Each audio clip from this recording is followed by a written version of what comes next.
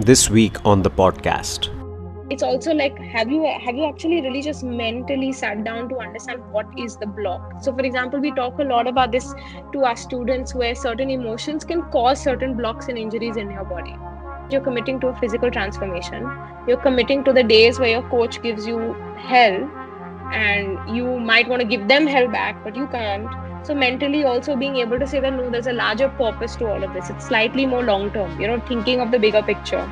So I think all of that to me boils down to first this aspect of commitment. Because if they're going to look at it as a short term approach, then the learnings and the outcome will also be very short term.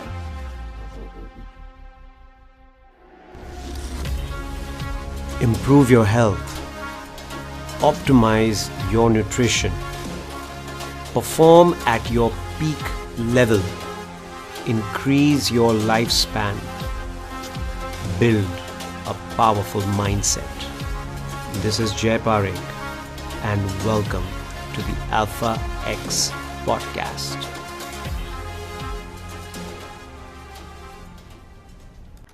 Hello everyone, this is Jay Parekh here and welcome to the Alpha X podcast. So today you are going to meet a guest of mine who has a very unique approach to dance for all things. So I met this guest who I will be introducing a little later, but I met her almost, I think it's been over 6 or 7 months ago, and the first conversation that we had, I know she was coming in from a dance background, but the first conversation that we had completely surprised me because she has an approach to dancing which is like an athlete's approach to a sport, you know.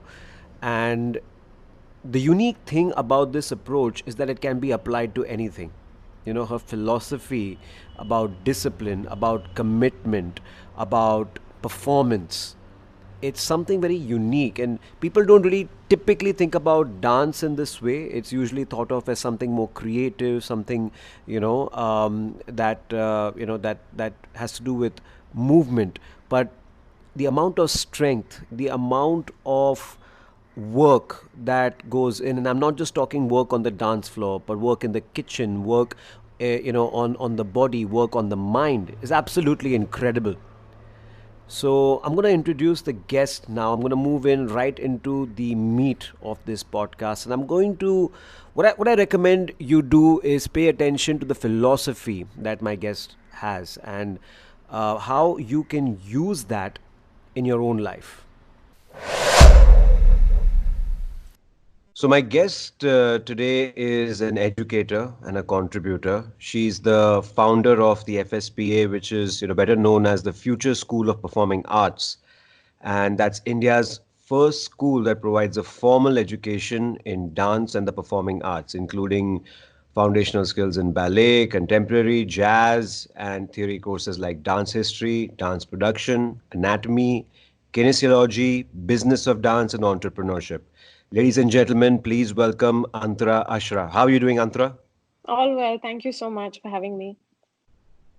I'm very very happy to have you because we the first time that we met, I was very very fascinated with the approach that you have to the performing arts. So a lot of people's perception Right. about dance and about performing arts, it's more of a creative pursuit, more Mm-hmm. about the form of the dance, but there's a lot more to dancing, to the performing arts, than that, Right. and you told me at that point in time, really gave me, like, it really made a lot of sense. So can you tell us a little bit more about what goes into becoming like a world class dancer?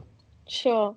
So I think what I mean, again, this is just something that we look at is that I mean, I personally would like to look at dancers as athletes, because of the kind of work that they do put into their body. And we specifically work with Western classical dance because of sort of what it can do in terms of sort of almost bringing the age back of the dancer. So because the work is so intense, and they're working sort of right from whether it's core strength to breath work, it's very very sort of intense on the body. And that's why for me the first thing is that it's a lot of commitment required because it is an athletic journey, but it's also a very personal, emotional journey for a dancer. So I think these are the aspects that are required to sort of make that world class dancer. Obviously, starting at the right age, and there are some factors like that, nutrition, of course, all of those come in, but that's with every athlete. So I think that approach towards sort of performing arts and dance is something we take very seriously, and sort of trying to build not just the artist but also that high end performer, if that makes sense. Yeah, so basically you're saying that and a dancer is basically like another form of an athlete, Oh like yeah, that's 100%. Yeah, so it 100%. so just like an athlete who, works on their physical strength, their Yeah. nutrition, their sleep, it's all about optimizing all of that. Absolutely. In fact, I mean, these guys, I mean, dancers at least, I mean, again, we still have a long way to go in terms of where India is at, but whether it's dancers in India, even in the Indian classical world, even in the Western classical world, they're just putting their body through a lot. And of course, they're loving it. They're loving the process in spite of Yeah. how much pain is involved, as every athlete does. But and that to me is really commendable, that they have that discipline to kind of push through. So yeah, 100% to me dancers are as much of any other athlete. I have a slight bias to say they might have some extra skills, but I mean, to me the athletic journey is very similar. Awesome. Yeah. Awesome. And where did this come from? Like Yeah. this approach because it's not something that you see commonly. I mean, it's definitely not the Yeah. common perception that Yeah. people have. So where did you get this philosophy for, dance? Like what influenced you Yeah. to go to in this direction? Yeah, so I used to be a badminton player, but I mean, it was a long time ago. But I mean, I trained quite rigorously in that, and sort of this athletic understanding and mindset has always been there for me. But Mm-hmm. I think around when I was working as I was doing a teaching fellowship, and during that time, I used to just take regular dance classes for fun, and I really started to get attached to the process. I really enjoyed dance, and I started to research more into it, and that's when I really saw like the kind of ability and potential these dancers have, and that's what I kind of got hooked on to. But it's because I think I came from a slightly non sort of dance background that has given me the understanding of not looking at them as just an artist but more of an athlete. So in fact, me personally, I'll be honest with you, I'm not a creative person.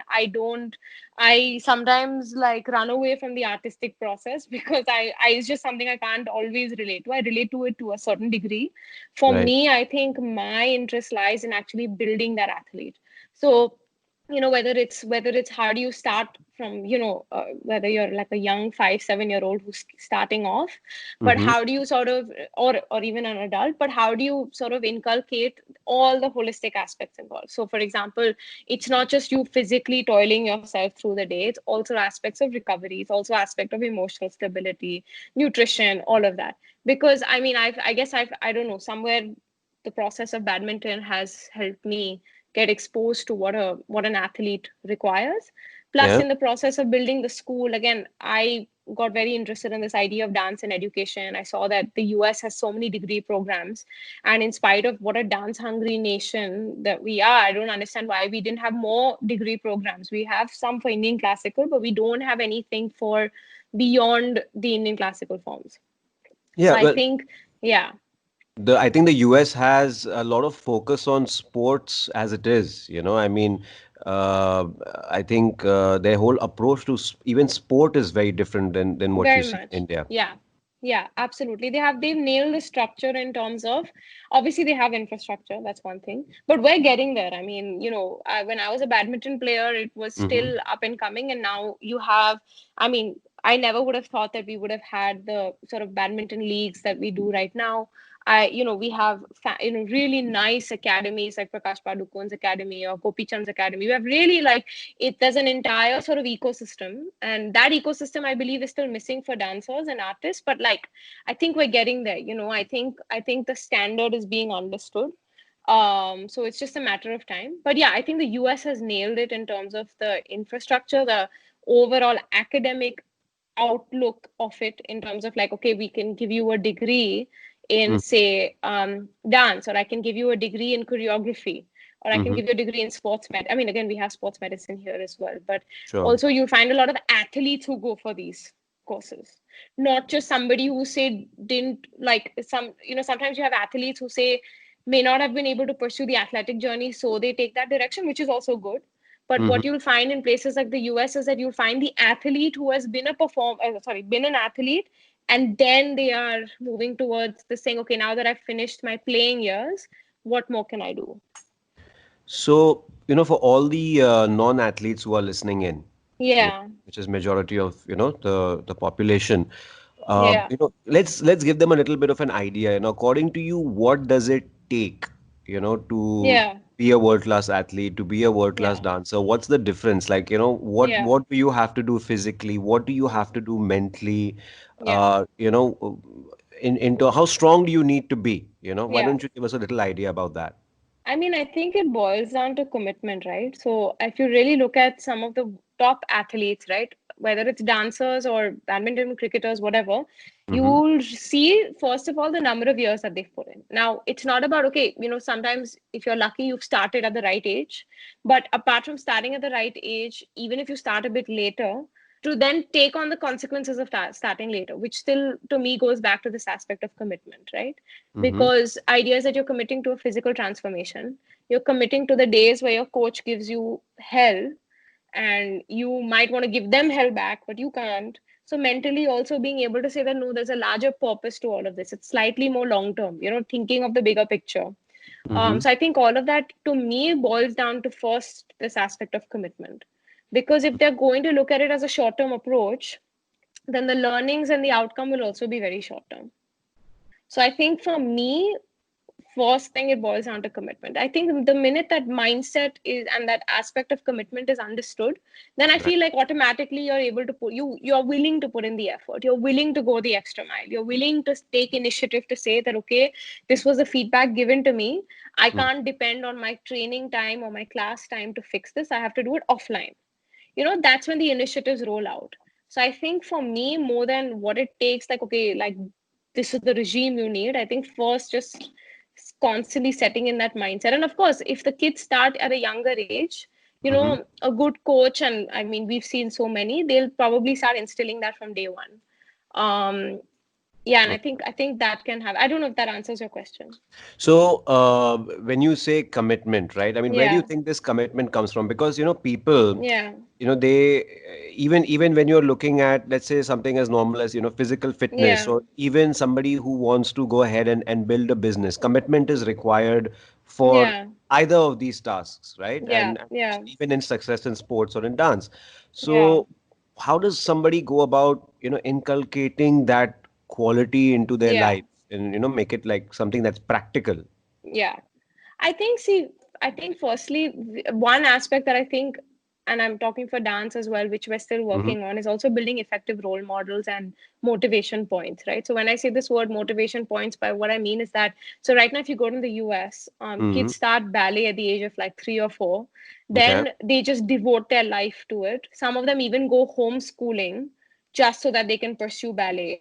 It's absolutely like sort of insane, but in the best way, and in the Mm-hmm. hope that they get absorbed into a company. But they have enough people and companies and organizations and all these things to look up to say, oh my God, I'm totally willing to put in the effort.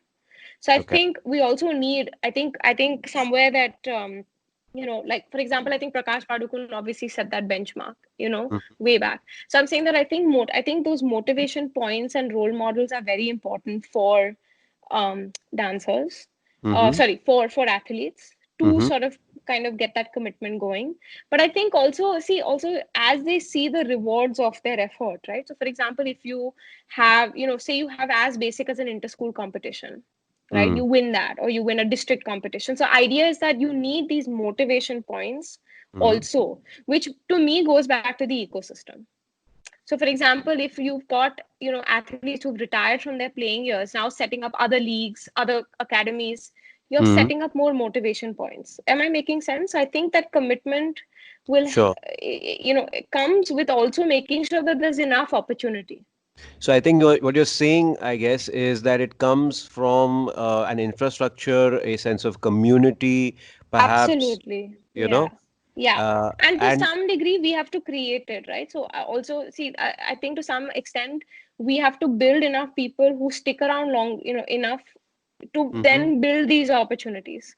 you know, So I I'm, think it's a bit of a gamble also because we're trying to, at least in the dance world, I think we're trying to create the opportunities and maintain the commitment. So it's a bit of a struggle, but I I think understand. over time, if that long-term sense and commitment is constantly talked about and worked upon, I think over time you'll have more opportunities.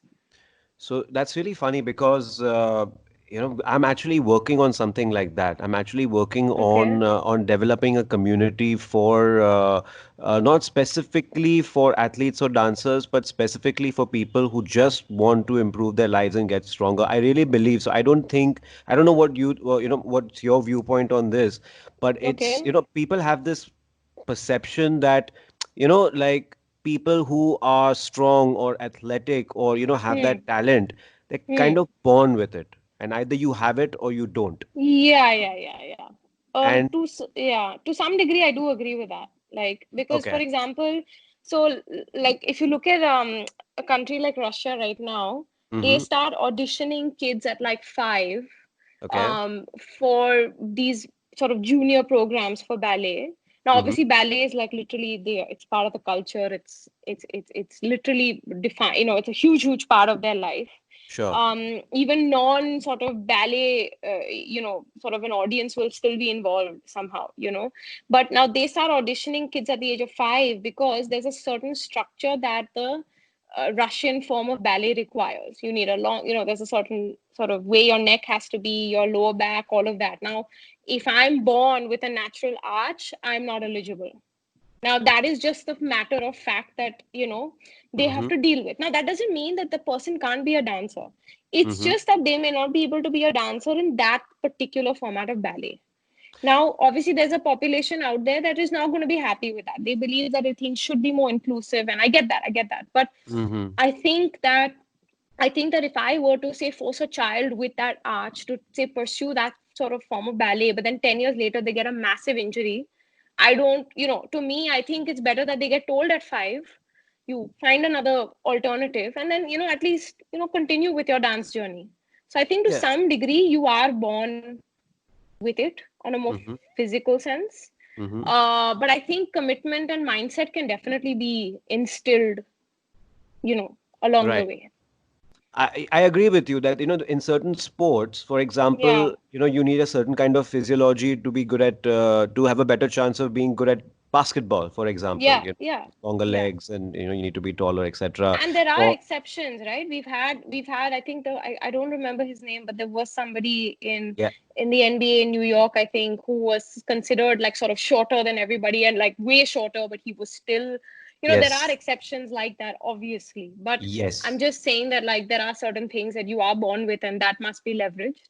And if not, you just have to find that alternative sort of. So not doing it is not an option. Like not taking care of Oh yourself, yeah, not yeah, taking care is not yeah. an option. 100%. Like you, I mean, that to me is out of like I don't know. I can't. I feel like it's part of the process, right? Like Yeah, yeah, yeah. absolutely. And I mean, given your background in athletics, and I want to ask you something. Like, let's say you had 6 months to get in the best shape of your life.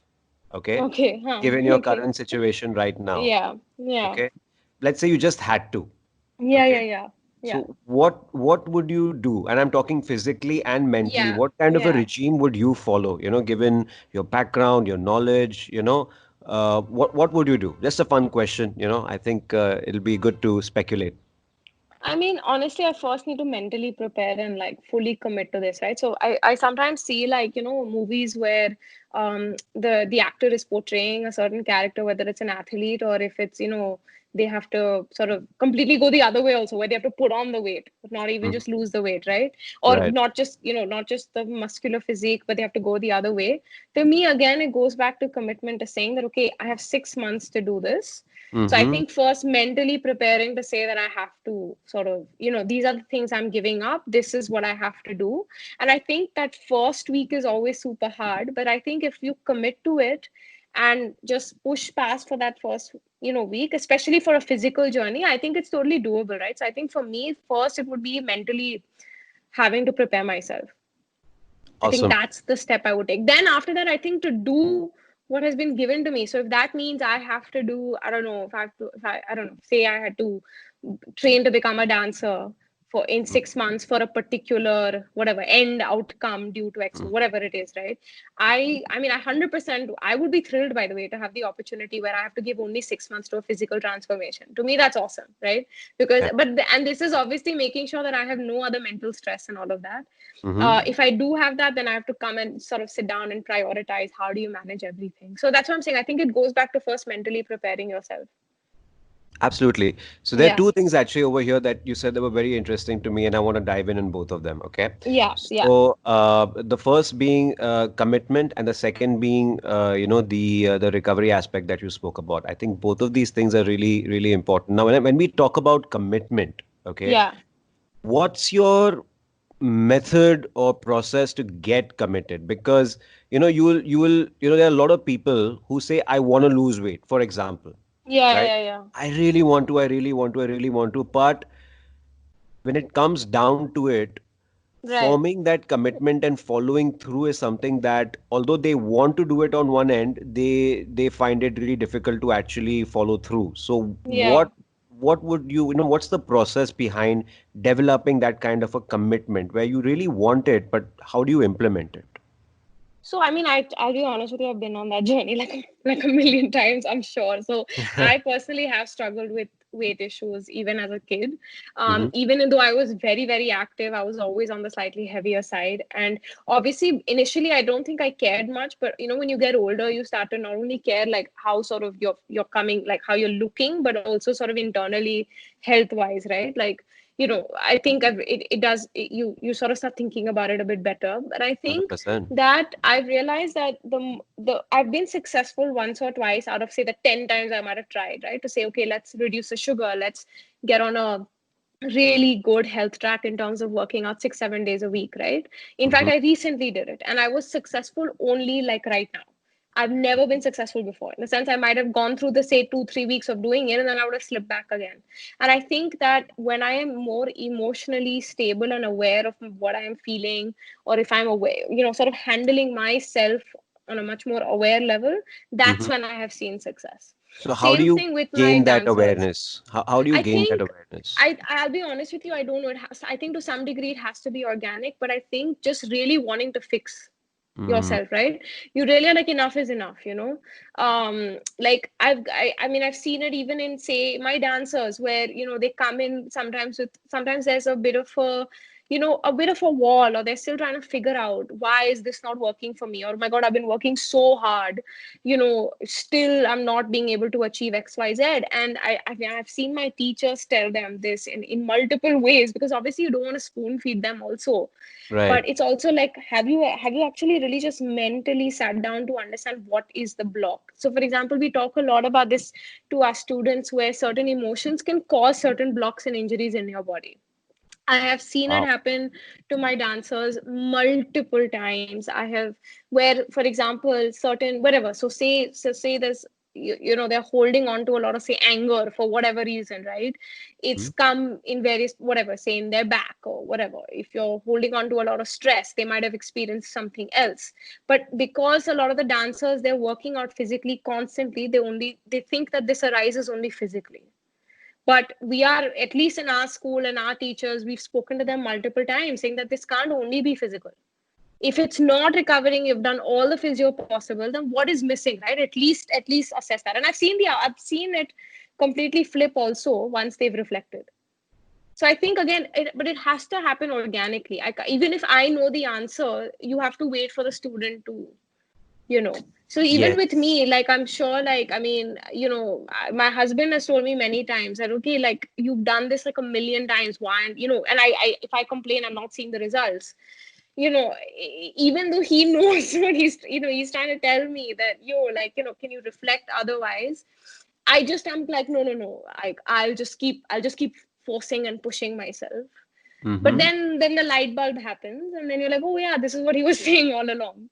Right. So I think it or that awareness will happen very organically. I have seen it across all my students, and they, even the ones who finished our programs, have come back and told us like, okay, what you told us like 6 months ago, or in the early part of the program, it now finally makes sense. Okay, cool. Yeah. Didn't make sense during the program, but if it made sense after, that's fine, right? Like that's still a success point. Yeah, I So think these yeah, things take a little while sometimes to sink in. yeah, yeah, For me, I think the blocking point, which I have realized, is always the belief system.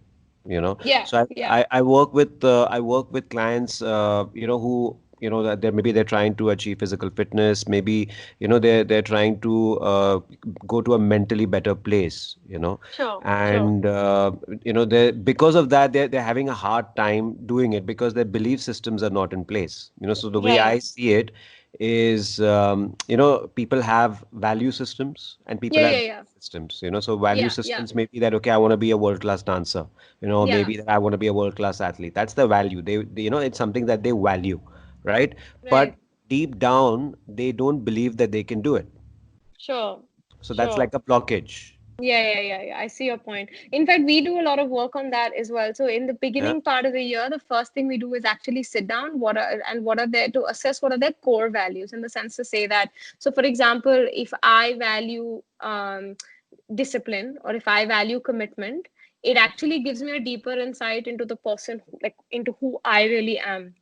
Because when we get in a lot of students, they come in a little bit, I mean, they don't know this, but there's a lot of sort of internal work that they've not done, and Mm-hmm. we believe that internal work is very important for their progress. And I'm not talking about dance in general. This could be somebody going to do an academic course in an MBA or whatever, Mm-hmm. and still, like, I mean, for example, I think when I went to college in Toronto, I was completely clueless. Like, I was the most unaware person I could think of. And to me, those 4 years were an absolute waste, But then when I did my teaching fellowship, I mean, that awareness came in so, like, I don't know. I don't know. I felt like I matured 10 times in the Mm-hmm. span of 2 years, and I felt like I learned so much through that experience than, say, 4 years in a college. Whatever. I think each person has their own journey, but I Yeah. think the idea of understanding your values is something that has been very important for me. So we do that even with our students. Because also, like I said, right, it's not, I mean, I think I mentioned this earlier, that apart from just building dancers, what we're trying to see is how do you build that ecosystem.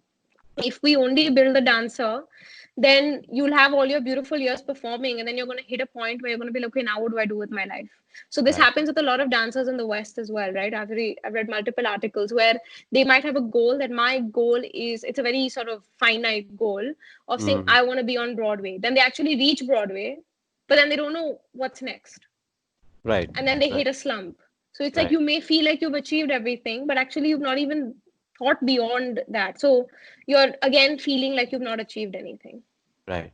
Right. So I think that idea of values is very important, like you mentioned, just being aware of sort of where you are, that belief system, like you said.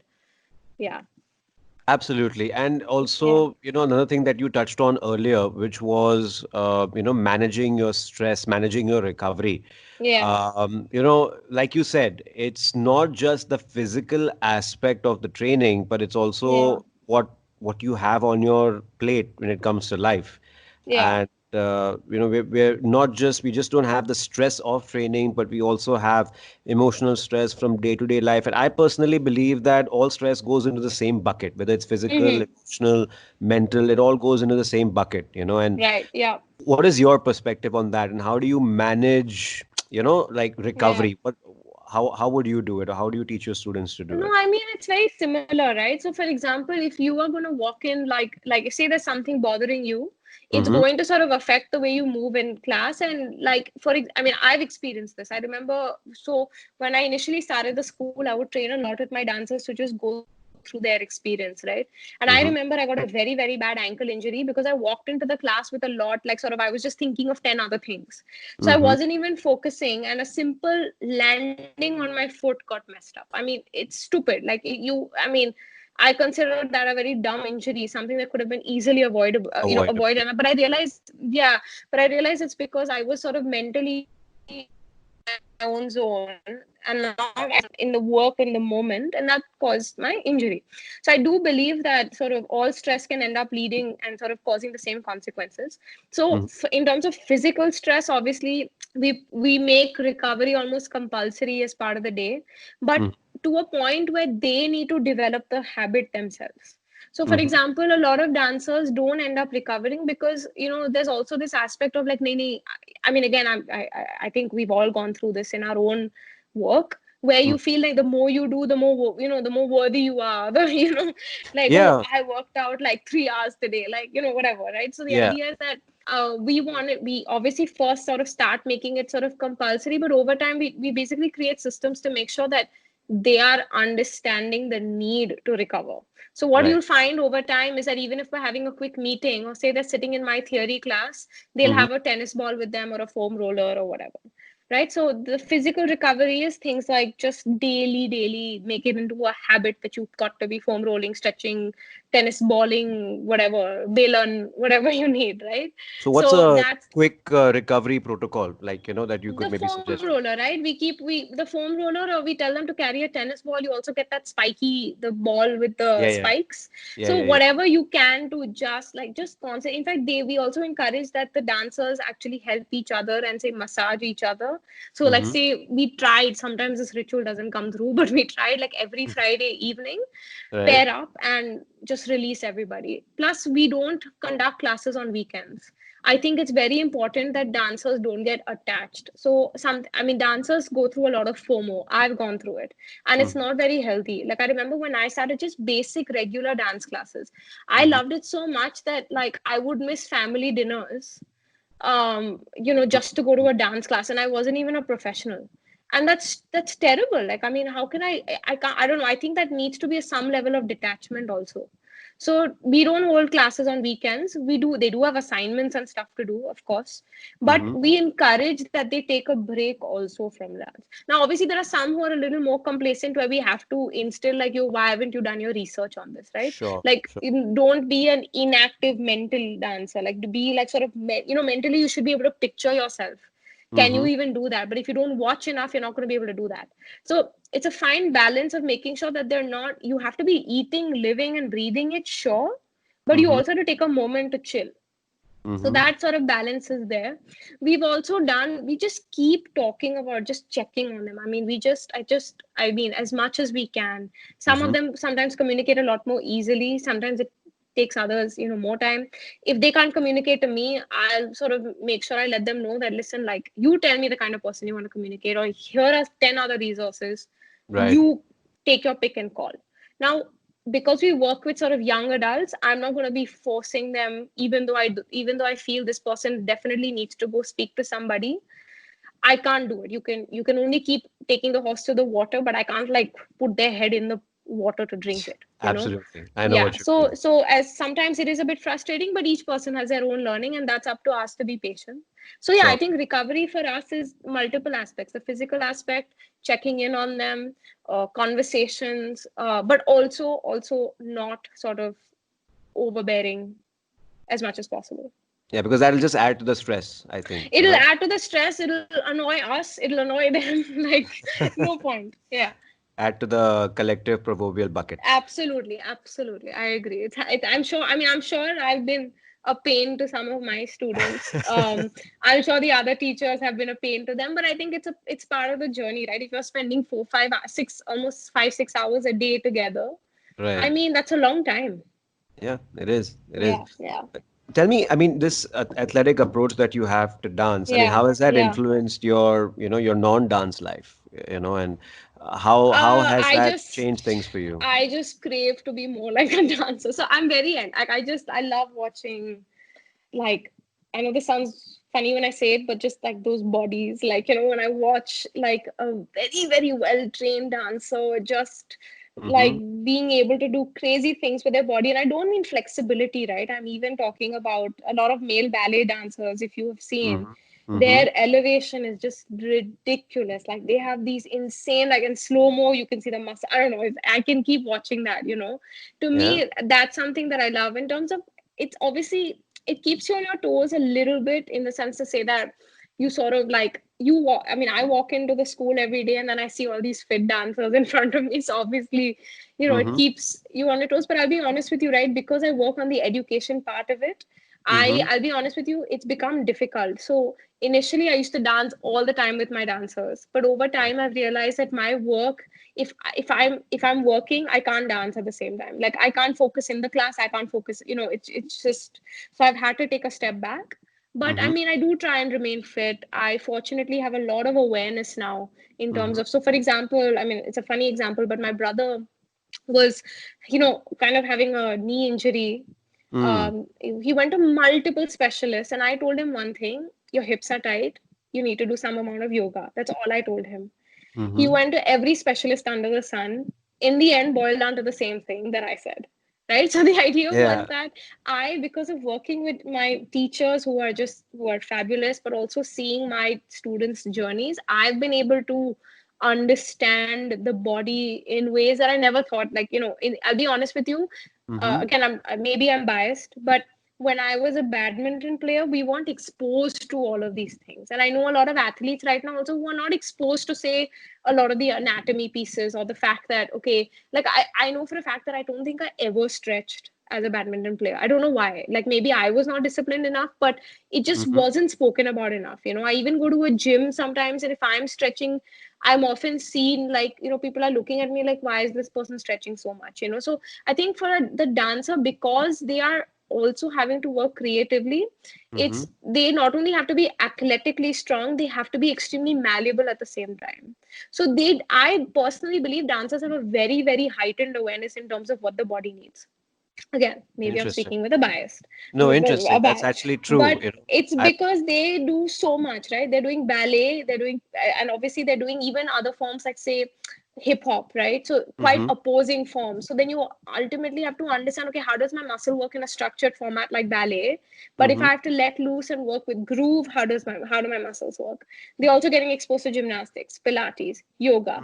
Mm-hmm. They are also working on aspects of stamina, because if you're working a 2-3 minute routine sometimes, or you're doing crazy floor work where you're doing tumbles, and you're basically throwing yourself on the floor, right? So if you watch a dancer doing floor work, like you Mm-hmm. just look up some contemporary dance in Europe or even in India, Mm-hmm. you'll see them really being able to very softly, roll on the floor. Like one of our teachers constantly says, you have to roll like makhan, you have to be super, super smooth. But that Right. happens because they're ridiculously strong. When you see a dancer who's not strong enough, they'll be thumping around like Humpty Dumpty, rolling around, and they'll land up with bruises.